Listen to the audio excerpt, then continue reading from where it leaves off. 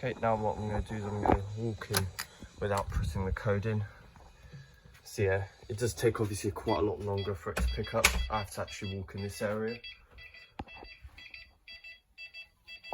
We'll let it sound for a few seconds as well. So yeah, it's quite loud in here, and it's obviously really loud outside.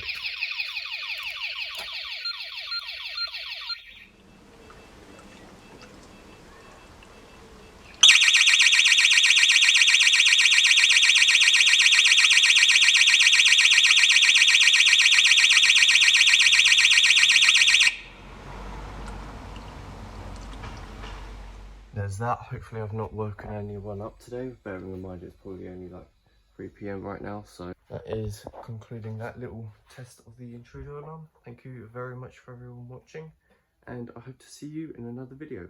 Bye now.